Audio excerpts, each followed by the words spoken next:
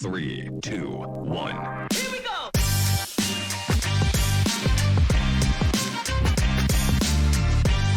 Welcome to the No Normal Show, brought to you by BPD, a marketing services firm that delivers the future to healthcare's leading brands. This show is where we leave all things status quo, traditional, old school, and boring in the dust. And instead, we celebrate the new, the powerful, the innovative, the bold, all focused around the future of healthcare marketing and communications.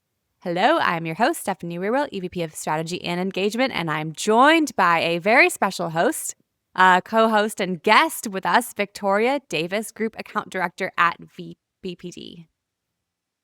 Hello, Stephanie. How's it going? It's so good. I was just thinking when we say the powerful, the innovative, the bold, that is you, Victoria. You are perfect for this show. You are one of my favorite bold ones. I try. And when I'm not feeling as bold, I just put on a bold lip and it just brings it out of me. A bold lip. We all need a bold lip. Maybe instead of a hot one show, we should do a bold one show here at BBD. Yes, let's do it. With bold lips. All the bold things happening. Yes. So I'll just give a quick little rundown of our agenda here, and then we'll get into it. First of all, Victoria, you brought forward some really interesting takeaways from the New York Marathon, so we'll talk about that. Then we'll get into a little bit of a deeper dive and from our recap we have just published around health, the health conference, which we were at, and reporting from the ground. And then our main topic today, we're calling it Halfway to 2030, which is a little exciting and scary at the same time. But we're going to talk about the predictions that we have made on this show in the past that are all around what how consumers will engage health and healthcare in 2030. So we're going to test ourselves and see how on track we are. When will the days stop flying by? We're halfway to 2030. It's just wild. Oof. Yes, we are. I can't believe this year is over either. So I need to go meditate on that one too. Deep pause. First, a couple quick notes. Our BPD team is headed to Las Vegas again for the HCIC conference this weekend, and it is all happening and kicking off on Sunday, November 9th. But on November 10th, we will be leading a session with our friends from Baptist Health, South Florida. So Valeska Valencia, Director of Reputation Management and Social Media at Baptist Health, will be leading a session along with Emily Baker from our engagement team and myself as well. And we'll be hosting a session called The Great Social Media Shakeup, all around trends that are happening in social media and how healthcare marketers should be prepared. Then we're also hosting a learning lab all about AI called Rethink, Rebuild, and Reinvent on Tuesday, November 11th. So sign up, join us there, and dig into all the brainstorms around how healthcare and healthcare marketing will change in an AI era. And speaking of, if you haven't registered for the Joe Public retreat, we are taking our annual retreat to the shores of South Beach, Miami, Florida, to talk about the AI dream. So we'll be in the lab together building out what an AI dream is going to actually tangibly be for healthcare marketing leaders. And that will include the one, the only Chris Bevolo, as well as Paul Reitzer from Marketing AI Institute and Smarter X AI. So register if you haven't already at bpdhealthcare.com. So with that, Victoria, you had your eyes on the social media news feeds during the New York Marathon, and you shared that there are some really interesting takeaways for brands. Tell me all about it. Oh my gosh. My feed was inundated, probably beginning on Friday. The big marathon, this is the 55th one for the New York City Marathon, was on Sunday. And there's always a lot of brand and marketing and content, but I feel like it was on steroids this year, and everything was making me weepy and inspired at the same time. So we already know that there's gonna be lots of brand partnerships. All the running groups are showing up, Strava and RunUp, but MasterCard had something really interesting where their creator partners started the race, I think earlier than even the elite runners. So they were documenting the elite runners who were basically on the course by themselves. And so you saw the 10 or 12 of the female ones and the male ones. That's footage that we don't see as regular people. And it came from MasterCard, right? Not from a Strava or a Runner. So that was interesting. But the biggest thing I think of all was like, we know that creators are going to be, doing all the get ready with me's and 1 mile and 2 mile as they're going down, the race course. But it was the mini creators, or like the journalists who were literally covering the event, Stephanie. Like they were giving play by plays of like the energy, what the elite runners were doing, what brands were doing, what people were talking about. And I feel like it was literally bringing that NYC energy like straight to our phones. And I was thinking to myself, like, how do I do this next year or in 2027? Because I was inspired. I had major FOMO, and I just wanted to like be one of the 10% of the population that's completed a whole marathon. Wow. I love that take. I think that really ties into something we've been talking about a little bit on the social media front, which is that first person POV style is like what people are very hungry Mm-hmm. for. Like we're kind of all over that highly Yeah. polished, of course, ad like objects. And so I love that you're saying that, not only are unexpected brands capturing that content, but also, and the POV, but also it's the people that are Yes. the news coverage, and, you're getting it from them first. That's really cool. It was the largest marathon ever. They had almost 60,000 people who finished, Wow. which is just wild to think about. So The closest come I've do it with me, Let's Stephanie. go. No, seriously, let's go. We'll make a pact right now. Next year we'll be there. Yes. Um, Same time, November 5th, okay. 2026. And we can train on Peloton because they took the New York City Marathon, they ran it during the Elite Runner segment and recorded that first person POV.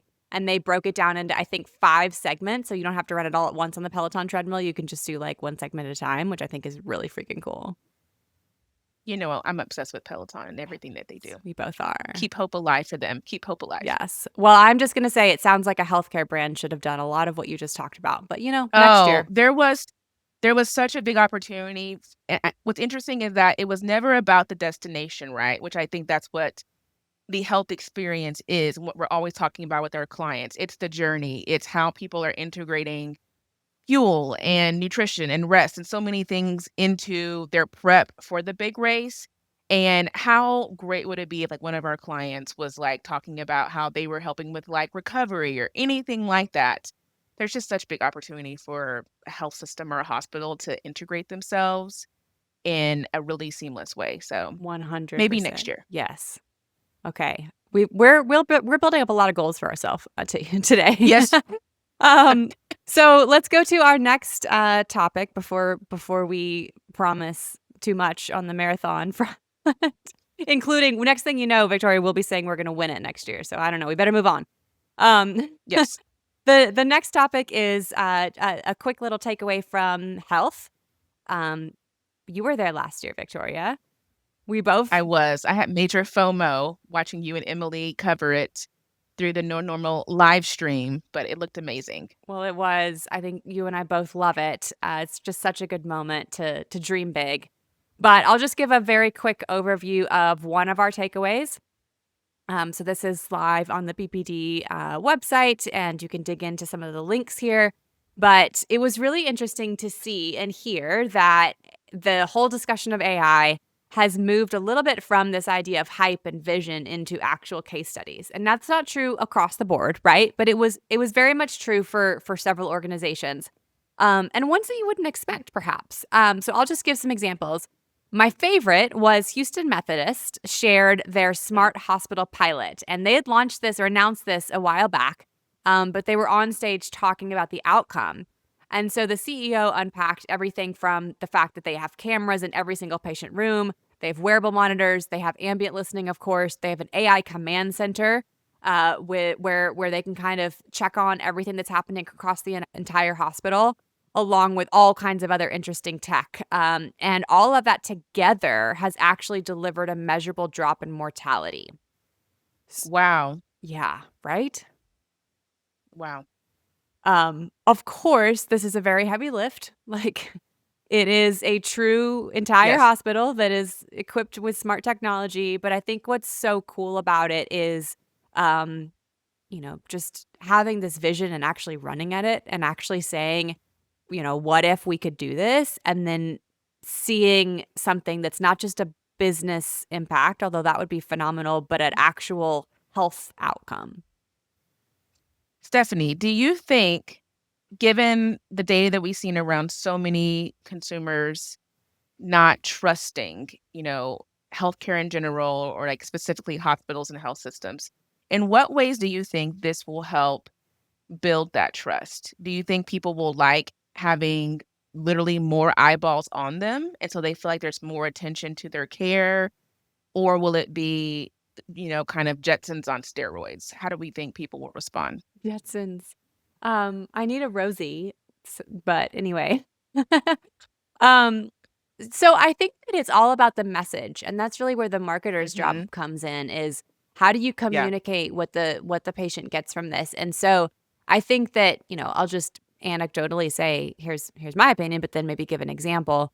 Um, as a patient, you always want to know that, let's say you're going into heart surgery, you're the reason why you're so obsessed with maybe your physician's creds at that moment for a very, very, very high acute care need is because you want to make sure you have a great, outcome. You Yeah. want to live through it. And I think like when we can say, hey, we have all this technology that we've implemented alongside our physician that makes your outcome better. That's not the words to use with patients, but that makes it so that we have a higher success rate. I feel like who's going to say no to that? Yes. Mhm. Who's gonna say no to, and I think what's interesting is it's probably gonna uncover some of, like, body language, like, Mm, things that are missed when physicians are taking, their notes and things like that, that will be so helpful to hospitals and health systems retaining their patients from, like, those soft skills that many people have said in research has been lost. We called that back in the day, I'm aging myself, bedside manners, but I think it's still important, and it'll give people a real life a live stream, if you will, of how people's bedside manners really are from an unbiased take. So I think this is gonna be great. Hopefully totally. it'll happen by 2030. Yeah, I love it. So that's just we probably just have one of the time for that one example, but in the blog post we shared many more, including Advocate Health and their Copilot launch, Atrium Health with their ambient scribes examples, Hackensack Meridian Health, who has a Google Cloud Mhm. partnership, GE, which has partnerships with Duke and Queens Health Systems, and there are many, many more examples. One of the Google Cloud leaders was on the stage talking about their many partnerships, including the HCA partnership. So we love when two of our amazing clients come together in one way. So there's a lot of case studies here. And I think if you're a health system marketer and you're looking for clinical examples, the list is very long at this point. Highly recommend everyone listening go to HLTH. It is a fantastic conference, and it gives you hope and inspires you, and it's just great overall for connecting with people who have big blue sky thinking. Totally. Couldn't have said it better. Okay, let's go to our main topic here. So, as we were bemoaning, we are halfway to 2030. Um, And as we close out 2025, and by the way, I Mhm, should say halfway to mhm. 2030, meaning when the book Joe Public 2030 was written, we now are halfway to that point of where we can actually see, how right or wrong are we? And so it's a really Mhm. good moment to kind of take a step back and say, where are we on all of these? And as folks know who have been longtime listeners, we've been keeping track on our Predictometer page. So you can go to the Predictometer and see green, yellow, red, orange. What color are these? So why don't we start with the first one? And I think, Victoria, it's one of both your and my favorites. Um, Yes. so let's start with the Copernican consumer. And just to give a brief reminder, the Copernican consumer is all about how consumers will become the center of the health universe more than ever before, enabled by sensors, AI, wearables, technologies, as well as services that empower them. So think here I am at my desk and Mhm. I'm surrounded by smart light bulbs and smart rings and smart glasses, but also I have my own personalized health coach and I have my doctors that are watching my data and it's all connected to the EHR and it all serves it up for me in this really personalized way and monitors my health far before I ever have an issue. So that's kind of the trend. It's one of my favorites. One of my favorites. Me too. So I'll just give a couple highlights. Maybe I'll just start with one actually, that I think has really, really been an advance in this space and definitely was the buzz at Health, and that was our favorite Aura Ring, Victoria. So Aura Ring has now had a very highly increased valuation recently. They also came out with a massive study around blood pressure. But Victoria, I know you're a big fan, so why don't you tell us more about what's happening here? They are now valued at $11 billion, which is wild from their latest round of funding. And their most recent annual report just came out. Of course, we know about their brand campaign, but what's fascinating is the data that people are getting and talking about online on all platforms. People feel more informed and honestly, like, as if they have permission to pursue a healthier life. And Oura Ring does a really great job of not only like talking about this, but engaging with people as they are kind of um, sharing these individual case studies about the Oura Ring use. So I've had mine now for 3 months. Um, and I love the quarterly. Actually, I've had it for longer than that, probably 6 months, but I've had it for, the first quarter. I kind of, went back to it to see how my stats were improving, how everything was going. And so I just wonder, like, as we're taking these devices, this information to our doctors, to our, providers and our physicians, how is it gonna be utilized with, the care that they're providing? And even Orin came out and said, in a recent quote that they are going to be a healthcare resource, which is, I think, an open invitation and not something that's going to be adversarial. Mm. I'm interested to see what that is because I think that one area of opportunity for them is to expand their partnerships. They do have at least one or two health Mhm. system partnerships, I think more on the research front. I know they have quite a few academic research partnerships as well. And I think they just partnered with, I believe it was Maven Clinic, which is a Yeah. fertility company. So they've got a Mhm. good bit of partnerships, but I really want to see them actually become more embedded in the healthcare landscape, not just health and wellness.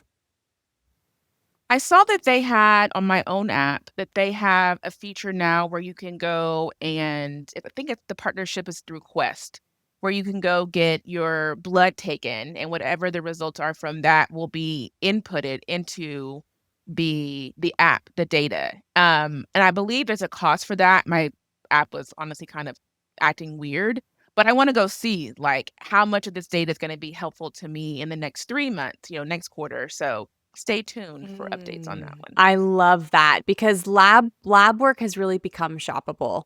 It's become a retail Yes. experience. So that's a really natural partnership with them, whereas other diagnostics, may not make as much sense yet.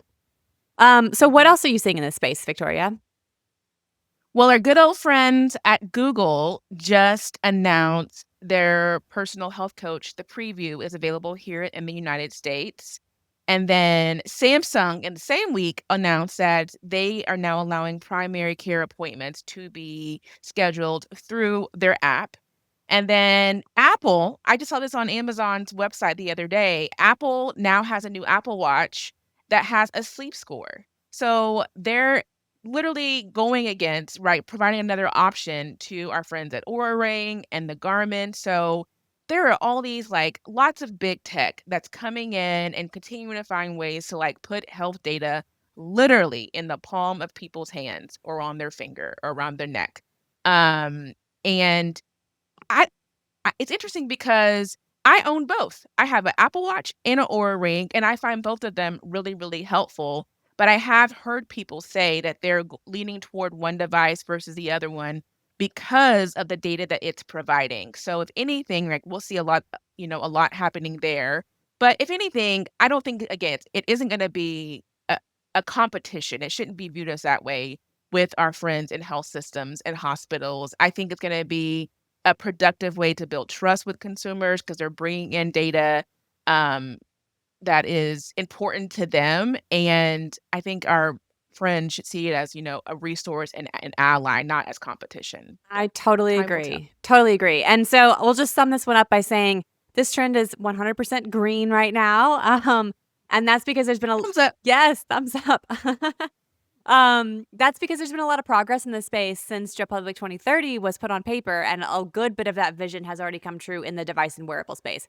As you were saying, Victoria, where this needs to advance in the next few years in order to stay green is that data interoperability, that ability for all of this health and wellness data to talk to healthcare data. Because right now Yeah. those still live in very separate places and therefore are not, it's not that applicable to, a doctor's appointment. At the same time, there needs to be more research and studies done around the, can wellness and health data actually prevent and improve overarching health? And I think we all feel deeply in our gut that the answer is yes, but we don't have the data and the research. And so therefore, clinically, it just hasn't been put into motion quite yet. So the vision is on track, but we need more progress. Once again, I'm keeping hope alive. Yeah, me too. Okay, this next one is maybe not quite as hopeful or bright or sunny. We have time. It's reality. Yeah, reality. So we'll, just for time's sake, we'll go through two more of these and then just quickly headline the other two. But this next one is called constricted consumerism. And as a reminder, this one is all about how, even though we've talked as an industry for years and years and years about consumerism and patients have more choice now and people are starting to shop healthcare like they shop retail, unfortunately, that just isn't quite true because of the way the system works. And the system works in such a way that insurers have, really made a lot of the rules. And there are restrictions on how people can choose care. Everything from increased prior authorizations to what's in network and out of network, to the reimbursement rates and contracting process. And so this trend suggests that consumerism would continue to stay constricted. And I'll just go ahead and give the spoiler alert that this one is green at the moment. I'll pause here for anything you want to add, and then I'll kind of give a rundown of a few things that have changed. We're seeing it happen real time, and the implications of that are scary, I think, for average everyday people. And I know that you'll mention some of the things happening, across, not even politically, it's just the reality of like what's happening in our news. But I saw an article that said something like the rising cost of healthcare could be anywhere between $18,000 to $25,000 more a year for a 55-year-old person in like Iowa. And when I broke that down, that's like $2,000 a month, which is in some cases like someone's whole paycheck. So it's gonna feel constricted, feels like an understatement, like suffocating people in many ways. But what I think is interesting is it feels so complex, but I think our clients are doing a really good job of trying to simplify that, and trying to connect people with people that may have the ability to have a few more options and make it a lot more clear on what those options are. I think there should be, and what people are doing, a lot more empathy and clarity in how they're talking about it, from a health system and hospital perspective, and just trying to meet consumers where they are in a really tumultuous time. You see green and you're like, goodness, it feels a lot more red, but it's not something that's lost on the clients that we're working with every day. 100%. I mean, I think, as you pointed out, the number one issue, not just in healthcare, but in the country at the moment, we're in the middle of a government shutdown, right? And so it is being debated at the highest level is healthcare and the cost of healthcare, and how people feel it, varies based on location, based on socioeconomic background, all of that. But I think what no one is debating is that healthcare is costly. It is Yes. a very large line item on the overarching nation's budget, and the costs keep rising. So here's a few stats from the Kaiser Family Foundation.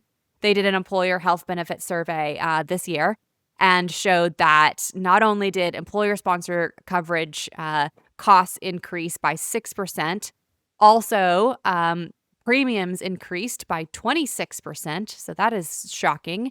And then Yep. deductibles rose. So one of the ways to manage the cost is that employers are moving workers into high deductible plans, which Joe Public 2030 did Mhm. mention that and predict that. Joe Public 2030 Mhm. also predicted that employers would stop wanting to be in this game and have people go out on the open market to choose their own health insurance.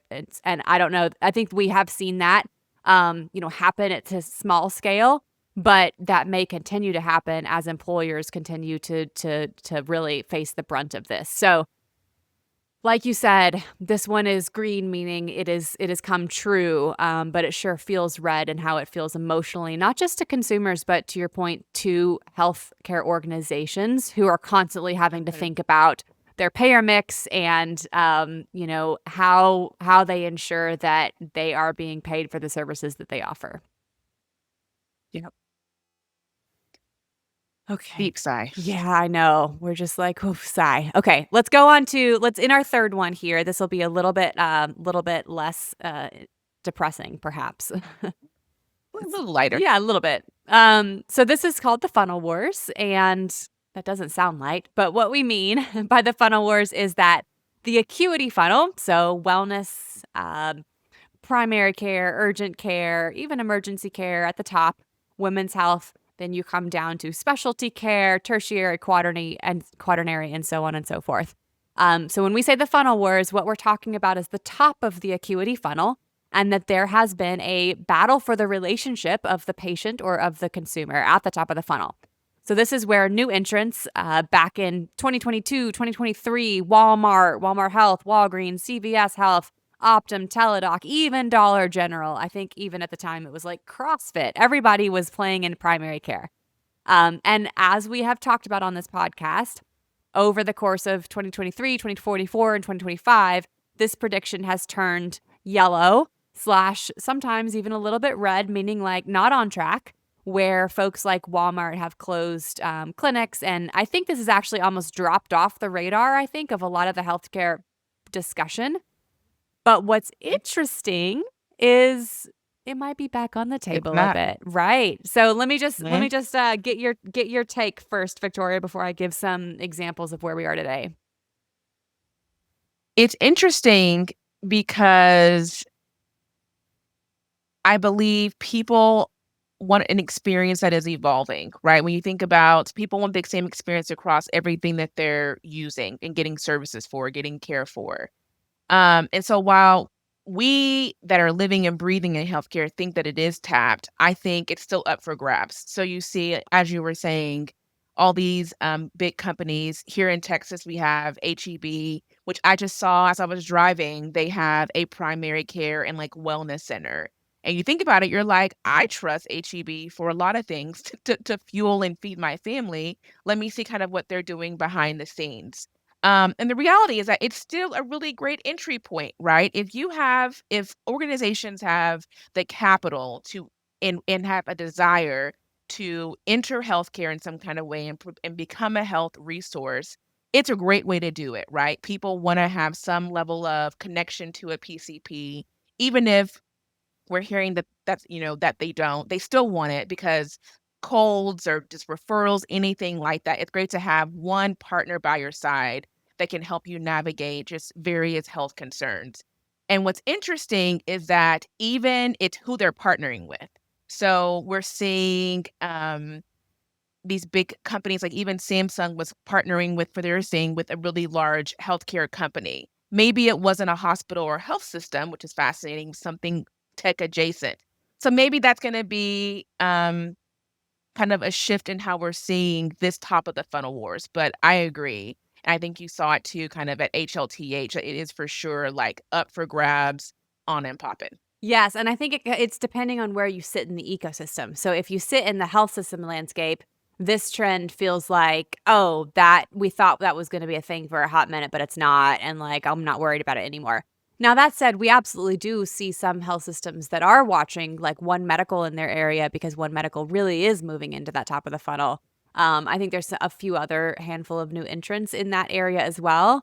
But if you sit all day thinking about your competitors being the hospital down the road, this feels like it doesn't matter. However, if you sit anywhere else in the ecosystem, so let's say you are on the health tech side, let's say you are even to some degree on the health services side. Let's say you live in primary care land and maybe you're at a clinic, for example. You're in retail very much, right? And I think that's what the health conference HLTH really opened up for me was it is everybody's there and they're all sharing from their vantage point. And when I got outside of my, bubble, if you will, I think it made me realize that there's still a lot of advancements happening here. I would love to know, and this could be a conversation for the next podcast, is how many medical students, people that are graduating, are going and getting jobs to be PCPs for these companies? Are they paying well because they're tech backed?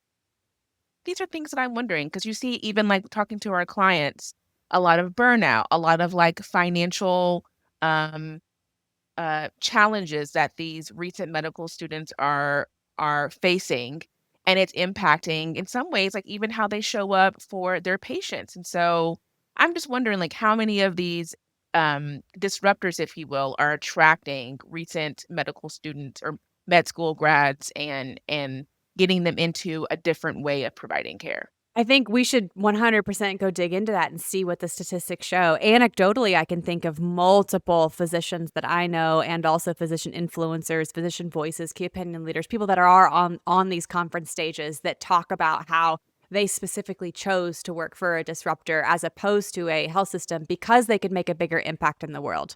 They're like, if I were a physician seeing patients all day, I would see, hundreds of patients a year. If I'm working for this large corporation or this new startup or this venture, I can impact healthcare on a grand scale. And so anecdotally, I've heard a lot about that, but that just might be the louder voices. So I don't know.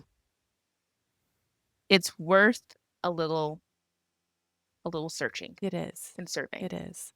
Okay, well, we will wrap here. We didn't touch on the two last trends, the rise of the health sex, SECTS, which is the politicization of healthcare. I think we were able to say a few years ago, actually, that this one was green, and continues to be, no matter what side of the political aisle you sit on. I think it's very true that healthcare has been highly politicized. And then disparity dystopia, this one is also green, meaning it is happening/happened, where we're continuing to see large inequities in healthcare. I think what we didn't expect is that, the way that progress would happen here would have to maybe change, given how things have played out. So, this is green, but there are surprises at the same time. So with that, feels like an episode of Black Mirror. It does. All of it. Oh, all of it. So with that, we'll keep tracking these and we'll keep everyone updated on how they play out and what other trends pop up.